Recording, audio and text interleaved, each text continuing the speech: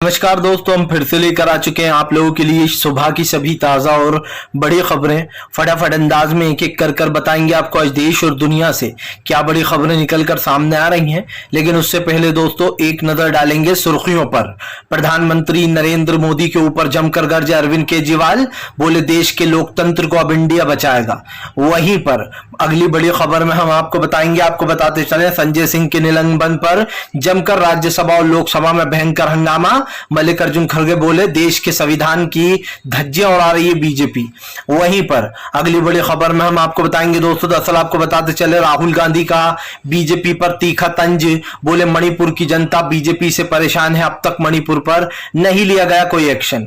वहीं पर अगली बड़ी खबर में हम आपको बताएंगे दोस्तों, प्रधानमंत्री का निकला दम तो इंडिया पर कस दिया तंज। जी हां, इंडिया पर जैसे ही प्रधानमंत्री ने कसा तंज तो विपक्ष हो गया हमलावर। प्रधानमंत्री ने कहा कि इंडिया नाम रखने से कुछ नहीं होता है। बताएंगे क्या कुछ बोला है जो बड़े नेताओं ने। वहीं पर अगली बड़ी खबर में हम आपको बताएंगे दोस्तों, मनोज तिवारी का फिर से विवादित बयान, बोले फिलहाल ये लोग लुच्चे लफंगों की तरह सड़क के हंगामे कर रहे हैं। बताएंगे आखिरकार संजय सिंह क्यों आखिरकार जो है ये मनोज तिवारी इतना भड़क रहे हैं। वहीं पर अगली बड़ी खबर में हम आपको बताएंगे दोस्तों, दरअसल आपको बताते चले मणिपुर पर उल्टा चोर कोतवाल को डांटे, इमरान प्रतापगढ़ी ने जमकर लगाई बीजेपी की क्लास। वहीं पर ज्ञानव्यापी के सर्वे के ऊपर भड़के असदुद्दीन ओवैसी, बोले कॉन्स्टिट्यूशन संविधान के खिलाफ है ज्ञानव्यापी में जो केस खोला गया है। बताएंगे ओवैसी ने क्या कहा है ज्ञानव्यापी मस्जिद को लेकर। वहीं पर अगली बड़ी खबर में हम आपको बताएंगे दोस्तों, गुजरात में भयंकर बाढ़, खिलौनों की तरह बही कारें भैंसे और तमाम चीजें। बताएंगे क्यों आखिरकार गुजरात पूरी तरीके से बाढ़ में ग्रस्त हो गया है। वहीं पर अगली बड़ी खबर में हम आपको बताएंगे दोस्तों, मनोज झा का बीजेपी के ऊपर बड़ा हमला, बोले कोई चांद तारे नहीं मांग लिए विपक्ष ने, आपको आना ही पड़ेगा संसद। बताएंगे क्या कुछ बोला है। वहीं पर अगली बड़ी खबर में हम आपको बताएंगे दोस्तों, दरअसल आपको बताते चले संजय सिंह के निलंबन के बाद कांग्रेस हुई बीजेपी के ऊपर बड़ा हमलावर। आपको बताते चले जमकर बरसे कांग्रेस के दिग्गज नेता। जी हां, बताएंगे क्या कुछ कहा है। तो तमाम खबरें फटाफट अंदाज में देंगे, एक एक कर देंगे। फिलहाल फिर चलिए बढ़ते हैं सबसे पहली और सबसे बड़ी खबर की ओर। दरअसल दोस्तों आपको बताते चले बीजेपी के ऊपर जमकर गरजते हुए नजर आए एक संजय रावत ने बीजेपी को जमकर घेरा। संजय सिंह ने प्रधानमंत्री को घेरते हुए कहा कि मुझे निलंबन से फर्क नहीं पड़ता है, मैं चाहे अंदर हूं या बाहर में उठाता रहूंगा इस मांग को। आपको बताते चले संजय सिंह के निलंबन पर सवाल उठ रहे हैं। दरअसल दोस्तों देश का संविधान कहता है कि आप किसी को भी बेवजह जो है पर सस्पेंड नहीं कर सकते। अगर आपने वो वीडियो नहीं देखा दोस्तों तो आप देख सकते हैं कि इस वीडियो में संजय सिंह ने कोई ऐसी बात नहीं की थी जिसकी वजह से उन्हें संसद से बाहर कर दिया जाए। सभापति महोदय यानी कि जगदीप धनखड़ ने कहा कि आप चुप हो जाइए, लेकिन इस पर संजय सिंह ने कहा कि मैं अपनी बात रखना चाहता हूं।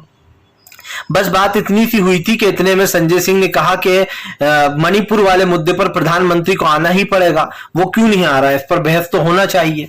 जिसके बाद आपको बताते चले दोस्तों, यहां पर जगदीप धनखड़ भड़क गए और उन्होंने कहा कि आप बैठ जाइए। जब संजय सिंह नहीं बैठे तो उन्होंने उनको पूरे, आप समझिए पूरे मानसून सत्र के लिए जो सस्पेंड कर दिया। पहले तो 1-2 दिन को करते थे, अब तो पूरे सत्र के लिए ही कर दिया गया है। लेकिन सवाल ये उठे उनके सस्पेंशन के बाद कि आखिरकार सरकार क्या चाह रही है। सरकार चाहती है कि सड़क पर भी उसकी बुराई ना हो, सरकार चाहती है कि संसद में भी लोग सवाल ना उठाएं, तो फिर सरकार का मतलब है क्या। संजय सिंह ने कहा कि प्रधानमंत्री नरेंद्र मोदी सच सुनने से भागते हैं, चाहे पार्लियामेंट हो या अदर जगह, हर जगह प्रधानमंत्री चाहते हैं कि उनकी सिर्फ तारीफ ही तारीफ हो। आपको बता दें संजय सिंह ने कहा कि मुझे पहले भी सस्पेंड किया गया है, ये पहली बार नहीं है जब मुझे निकाला गया है। इससे पहले भी जब मैंने सरकार से सवाल पूछने की कोशिश की थी तो मुझे बाहर निकाल दिया गया था। संजय सिंह के निलंबन के चलते संजय सिंह ने बीजेपी को जमकर घेरा। उन्होंने कहा कि जो 2 महिलाओं को नंगा कर घुमाया गया, न्यूट कर और उसके बाद उनके साथ क्या किया गया दोस्तों, ये आप सबने देखा। उनको इधर उधर टच किया गया, जहां कर कहीं ना कहीं ये चीज देश के लिए बहुत खतरनाक थी। फिलहाल चलिए बढ़ते हैं एक और अगली बिग ब्रेकिंग की तरफ। बता दोस्तों अगली जो बड़ी खबर निकल कर आ रही है, ज्ञानव्यापी के सर्वे के खिलाफ भड़के असदुद्दीन ओवैसी, बोले मुस्लिम पक्ष हाईकोर्ट गया है, वो वहां से अपील करेगा। उसके बाद दोस्तों आपको बताते चले फिर इसका आगे केस चलेगा। दरअसल पूरा मामला समझ लीजिए, ज्ञानव्यापी के जो है यहाँ पर एसआई सर्वे की मांग थी। हिंदू पक्ष की इस मांग को निचली अदालत ने मान लिया था, वाराणसी कोर्ट ने। और उसके बाद आपको बताते चले वहां का सर्वे जो है वो शुरू हो गया था ज्ञानव्यापी का, लेकिन आपको बताते चले इस सर्वे में मुस्लिम पक्ष ने हिस्सा नहीं लिया था। उन्होंने साफ कहा था कि हम इस सर्वे के खिलाफ हैं। मस्जिद में खुदाई करना और जगह जगह पर खोदना वहां पर, क्योंकि दोस्तों जाहिर सी बात है मुस्लिम लोग नमाज पढ़ते हैं और आप एक चलती हुई मस्जिद को, ये कोई बाबरी मस्जिद की तरह तो है नहीं ज्ञानव्यापी जिसमें आप हस्तक्षेप करोगे। यहाँ पर तो लोग नमाज पढ़ते हैं दोस्तों, आप समझिए। ज्ञानव्यापी तो इसलिए इनके अंडर में आ गई थी क्योंकि वो बंद पड़ी थी। अगर राजीव गांधी उसके दरवाजे नहीं खुलाते तो फिर क्या कोर्ट का फैसला होता, ये देखते हम दोस्तों। क्योंकि जाहिर सी बात है एक चलती हुई मस्जिद को आप कह दो कि भाई यहाँ पर मंदिर था, तो ऐसा तो हो नहीं सकता। देश का संविधान कहता है कि हम भाईचारे से चले, प्यार मोहब्बत से चले। आपने बाबरी मस्जिद कहा कि यहाँ पर भैया मस्जिद ही थी, कोर्ट ने माना कि यहाँ पर बाबरी मस्जिद थी, लेकिन उसके बाद भी कोर्ट ने कहा कि इससे भाईचारा बढ़ेगा और हम हिंदुओं की आस्था को देखते हुए ये फैसला देते हैं कि यहाँ पर राम मंदिर बनेगा। लेकिन दोस्तों मुस्लिम भाइयों ने बहुत अच्छा वो नजरिया दिखाया और उसमें भाईचारा दिखाया, जो कि अच्छी बात थी। अगर मंदिर और मस्जिद बहुत सारे हमारे देश में, लेकिन भाईचारा कायम रहना चाहिए। लेकिन दोस्तों यही डर ओवैसी ने पहले कहा था। ओवैसी ने कहा था कि बात ये नहीं है कि सिर्फ बाबरी की बात है, बात ये है कि अब ये एक केस जीत गए तो ये हर जगह यही करने की कोशिश करेंगे, हर मस्जिद को निकाल के लाएंगे और वहां पर कहेंगे कि मंदिर है। और दोस्तों वही हो रहा है। लेकिन ये आम जनता नहीं है। अगर आप सोचो कि ये आम जनता है, ये बेचारा कोई आम हिंदू भाई नहीं है जिन्होंने केस ठोका है। वो लोग को तो दोस्तों टाइम ही नहीं है, किसी को इतना टाइम नहीं है कि वो मंदिर मस्जिद पर लड़ाइयां करें।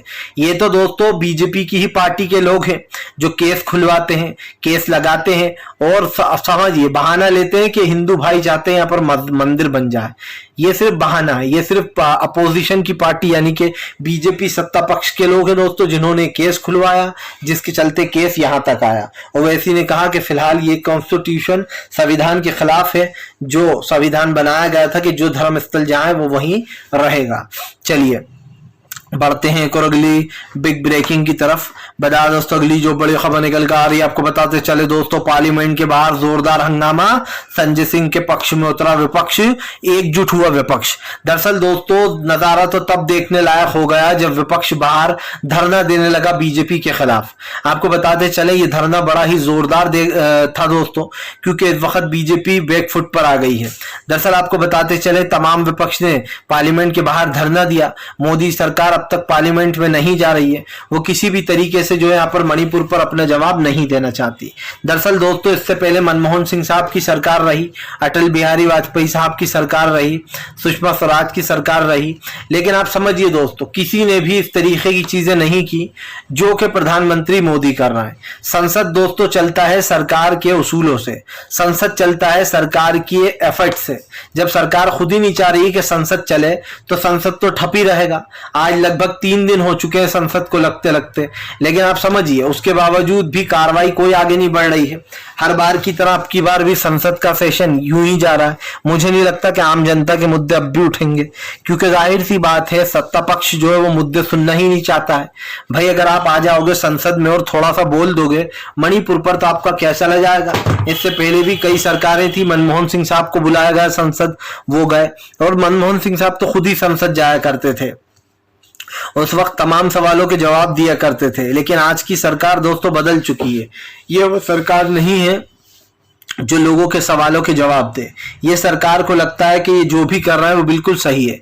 लेकिन मेरा मुद्दा वही है दोस्तों, प्रधानमंत्री से लेकर तो बीजेपी के छुटभैया नेता तक हर कोई जो है यहाँ पर मणिपुर पर भाग रहा है बात करने से। जैसे ही मणिपुर का जिक्र करो तो राजस्थान को बीच में ले आते हैं।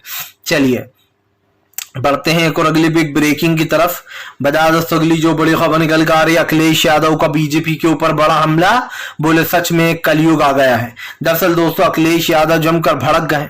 आपको बताते चले अखिलेश यादव ने संजय सिंह के जो है यहाँ पर निलंबन पर जमकर भड़ास निकाली। अखिलेश यादव ने बीजेपी को जमकर घेरा और यहाँ पर उनके लिए एक छोटी सी बात में दोस्तों बहुत बड़ी बात कह दी, क्योंकि जाहिर सी बात है दोस्तों अखिलेश यादव ने जो बात कही है वो बात गलत नहीं है कहीं ना कहीं। इस बात को दोस्तों सोचना चाहिए। अखिलेश ने आपको बताते ट्वीट करते हुए लिखा, ये सच में कलयुग है जब धृतराष्ट्र संजय सिंह को दरबार से निष्कासित कर दे रहा है। आपको बता दें उन्होंने संजय सिंह के निलंबन को कलयुग बता दिया है। अखिलेश यादव ने रिपोर्टर को जब इंटरव्यू दिया तो उन्होंने बताया कि किस तरीके से जो है यहाँ पर संविधान के साथ खेला जा रहा है।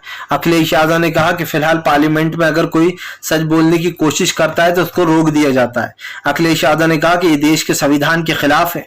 पार्लियामेंट के सेशन को रोकना यानी कि दोस्तों आप समझिए इस चीज से एक तरीके से आप अपने नजरअंदाजी कर रहे हो कि भैया ये तो हो गया, अब हम आगे नहीं करेंगे। जाहिर सी बात है सवाल तो उठेंगे। आप हर चीज से पीछे भाग जाते हो। जब जनता आपसे सवाल पूछती है, जनता आपसे जवाब मांगती है तो आपके पास किसी सवाल का जवाब नहीं होता।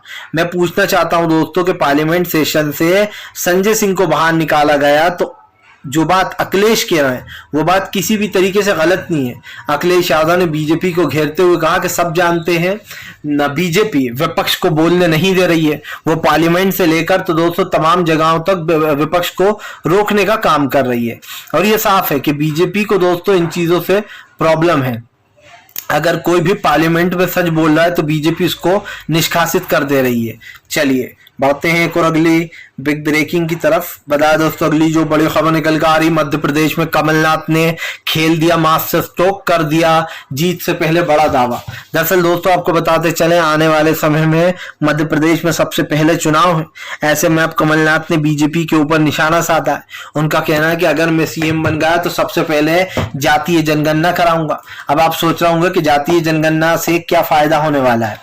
दरअसल कमलनाथ ने दलित और पिछड़ों का जिक्र करते हुए कहा कि जातीय जनगणना बीजेपी जानबूझकर नहीं करा रही है ताकि तमाम जो समाज में लोग रहते हैं दोस्तों उनको अपनी संख्या पता चले। आपको बता दें कमलनाथ ने कहा कि जैसे ही अगर मैं मध्य प्रदेश का सीएम बन जाता हूं तो सबसे पहले जातीय जनगणना कराऊंगा मैं, और जातीय जनगणना कराने के बाद दलित पिछड़ों को उनकी सही जगह मिलेगी। यही नहीं, कमलनाथ ने बीजेपी के ऊपर हमला बोलते हुए कहा कि बीजेपी के राज में सबसे भ्रष्ट सरकार चल रही है। इस वक्त मामा शिवराज जो है वो भ्रष्ट सरकार के सरगना बने हुए बैठे हुए हैं। कमलनाथ ने शिवराज मामा पर हमला बोलते हुए कहा कि शिवराज सिंह चौहान के राज में पूरा भोपाल करप्शन में डूब चुका है। उन्होंने कहा कि पूरा मध्य प्रदेश करप्शन से जूझ रहा है। दरअसल दोस्तों आपको बताते चले विपक्ष के नेता एक दूसरे के ऊपर तो हमलावर होते ही हैं, लेकिन इस वक्त तो कहीं ना कहीं बीजेपी के ऊपर कांग्रेस जमकर हमलावर है। कमलनाथ ने मामा शिवराज को घेरते हुए साफ कहा कि मध्य प्रदेश की हालत खराब हो गई है, मध्य प्रदेश में करप्शन के ना फैलाया जा रहा है।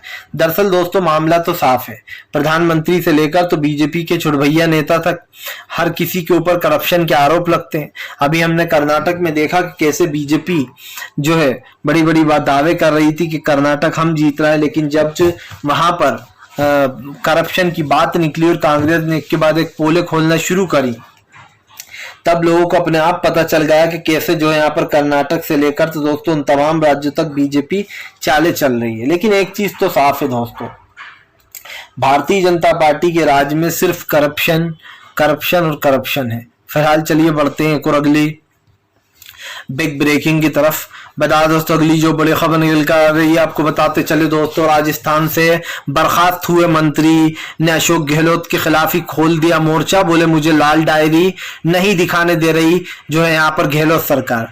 दरअसल दोस्तों राजेंद्र सिंह गोंडा कभी अशोक गहलोत के करीबी हुआ करते थे, लेकिन अचानक से ये बीजेपी के साथ दोस्तों मिलकर साठगांठ करने लगे। जाहिर सी बात है बीजेपी ने इनको कोई अच्छा बड़ा ऑफर दे दिया होगा, जिसके बाद इन्होंने दोस्तों अपना रुख बदलना शुरू कर दिया। आपको बताते चले अशोक गहलोत संग जो इनका मतभेद चल रहा था, जब इन्होंने अशोक गहलोत के खिलाफ बोलना शुरू किया राजेंद्र सिंह गोंडा ने, तो उन्होंने गहलोत ने इनको बाहर निकाल दिया। अब आपको बताते चले पता नहीं कहां से एक लाल डायरी उठला है और दुनिया को बता रहा है इसमें बहुत गहरे राज है, मैं पेश करने वाला था विधानसभा में लेकिन मुझे पेश नहीं करने दिया गया। यही नहीं, इन्होंने कहा कि राजेंद्र सिंह गोंडा ने कहा कि अशोक गहलोत की सरकार गिर जाती लेकिन मैंने उनका साथ दिया। अब आप समझिए दोस्तों एक विधायक क्या ही साथ देगा।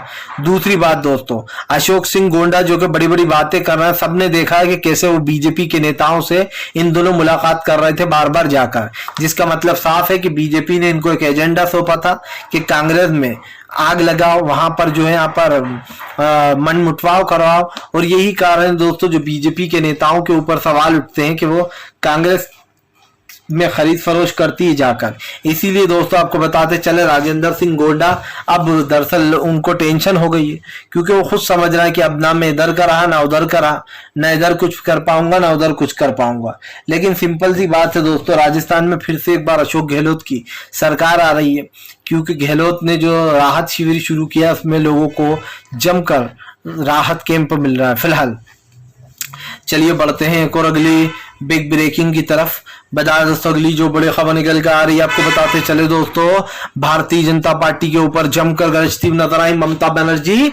बोले मणिपुर की चर्चा से भाग क्यों रही है बीजेपी, जवाब तो देना होगा जनता को। आपको बताते चले ममता बनर्जी ने प्रधानमंत्री नरेंद्र मोदी को जमकर घेरा। उन्होंने कहा कि इंडिया नाम से बीजेपी डर गई है, इसीलिए तो पीएम नरेंद्र मोदी इंडिया नाम का बार बार यूज करते हैं। दोस्तों आप समझिए, एक तरफ तो प्रधानमंत्री ने कल एक बयान दे दिया, उन्होंने तमाम विपक्ष पर निशाना साधते हुए कहा कि इंडिया नाम रखने से कुछ नहीं होता है, इंडिया का यूज करने से कुछ नहीं हो पाएगा। लेकिन दोस्तों आप समझिए, प्रधानमंत्री एक तरफ कह रहा है कि इंडिया नाम से कुछ नहीं होता है, दूसरी तरफ प्रधानमंत्री इंडिया नाम से बौखला रहा है। तो सवाल ये उठता है कि जब आप खुद कह रहा हो कि इंडिया नाम से कुछ नहीं होता है, तो फिर आपकी बौखलाहट क्यों? आप क्यों विपक्ष को कह रहा हो कि इंडिया नाम रखने से कुछ नहीं होगा? दरअसल दोस्तों बीजेपी डरी हुई है, विपक्ष ने एक ऐसा नाम रख लिया है जिसकी उम्मीद बीजेपी को थी नहीं। विपक्ष ने अपने ग्रुप का नाम इंडिया रख लिया, और कल जो संसद में हुआ उसके बाद तो बीजेपी घिरी हुई है, क्योंकि संसद में जोर जोर से इंडिया इंडिया के नारे लगने लगे। जैसे ही सभापति ने सबके नाम लेना शुरू किए तो लोगों ने अपनी अपनी पार्टी का नाम बताने के बजाय इंडिया इंडिया करना चिल्लाना शुरू कर दिया, जिसके बाद जगदीप धनखड़ भी परेशान हो गए। वो भी सोचने लगे कि आखिरकार ये विपक्ष की कौन सी चाल है। और यकीन मानिए दोस्तों, जिस तरीके से विपक्ष नारे लगा रहा था उससे एक चीज तो साफ दिख रही थी कि भैया भाजपा जो है वो पूरी तरीके से बैकफुट पर आ गई है। लेकिन एक चीज साफ है, प्रधानमंत्री नरेंद्र मोदी से लेकर बीजेपी के छुटभैया नेता तक हर कोई परेशान है, क्योंकि दोस्तों इंडिया नाम एक ऐसा नाम है जो कभी हार नहीं सकता है, हमेशा जीत के आगे ही रहता है। और खास करके जब बात हमारे देश की आती है तो इंडिया ही आगे रहता है। ऐसे में प्रधानमंत्री हो या बीजेपी के कोई भी नेता, बीजेपी तो हारेगी। इस बार दोस्तों 2024 में बीजेपी की विदाई तय है, विपक्ष ने इसका ऐलान साफ कर दिया है। चलिए बढ़ते हैं एक और अगली बिग ब्रेकिंग की तरफ। बता दोस्तों अगली जो बड़ी खबर निकल कर आ रही है आपको बताते चले दोस्तों, राहुल गांधी के समर्थन में जमकर उतरे केजरीवाल। बोले राहुल गांधी पर लगनी चाहिए रोक, एक नेता ने काफी मेहनत की है। आपको बताते चले अरविंद केजरीवाल ने राहुल गांधी का सपोर्ट करते हुए कहा कि फिलहाल राहुल गांधी के साथ बुरा किया सरकार ने, पहले उनको पार्लियामेंट से निकाल दिया, उसके बाद उनका बंगला भी छीन लिया। आपको बताते चले राहुल गांधी की तारीफ करते हुए केजरीवाल ने कहा कि फिलहाल इस पर रोक लगना चाहिए, ये जो कुछ भी हो रहा है ये गलत है। आपको बता दूं संजय सिंह ने साफ कहा, यहाँ पर साफ कहा है केजरीवाल ने कि फिलहाल जो भी राहुल गांधी के साथ हुआ, जो उनकी अब तक अपडेट है, उन्होंने कहा हमें पूरा आश्वासन है कि राहुल गांधी को जो है यहाँ पर सुप्रीम कोर्ट से इंसाफ मिल जाएगा। दरअसल दोस्तों आपको बताते चले राहुल गांधी को ये कहकर पार्लियामेंट से निकाल दिया था कि आपने बाहर विदेश जाकर देश की बुराई की है। यही नहीं, राहुल गांधी की उन दिनों 2 साल की सजा सुना दी गई थी गुजरात हाई कोर्ट जो है यहाँ पर कपड़ों का जहाँ व्यापार होता है दोस्तों, वहां के हाई कोर्ट ने। उसके बाद दोस्तों आपको बताते चले गुजरात में ये मामला आया। गुजरात में ये मामला आने के बाद दोस्तों गुजरात हाई कोर्ट से भी राहुल गांधी की याचिका खारिज कर दी गई। सवाल ये उठता है दोस्तों कि इन 2 जगहों से राहुल गांधी की जब याचिका खारिज हुई तो लोगों को, हालांकि गुजरात हाई कोर्ट से उम्मीद थी कि राहुल गांधी को यहां से राहत मिल जाएगी, लेकिन वहां से भी उनको नहीं मिली। आपको बताते चले दोस्तों अब ये मामला जो है वो सुप्रीम कोर्ट पहुंच गया है। सुप्रीम कोर्ट ने राहुल गांधी के खिलाफ जो मामला हुआ है उसके खिलाफ गुजरात सरकार को एक नोटिस जारी किया है और उनसे सवाल पूछा है। आपको बताते चले 4 अगस्त को राहुल गांधी के केस की अगली सुनवाई होना है। 4 अगस्त को पता चलेगा कि राहुल गांधी जेल जाएंगे या उन्हें राहत मिल जाएगी। और यकीन मानिए अगर राहुल गांधी जेल भी चले गए तो कांग्रेस का 2 गुना फायदा होने वाला है, क्योंकि राहुल गांधी एक नेता बनकर उभरेंगे दोस्तों, एक योद्धा बनकर। फिलहाल हम यही कहेंगे दोस्तों कि अगर आपको हमारा वीडियो अच्छा लगे तो इसको लाइक कीजिए, चैनल पर पहली बार आए सब्सक्राइब कर लीजिए, ताकि इस तरीके की जो वीडियोस है वो आगे भी मिल सके।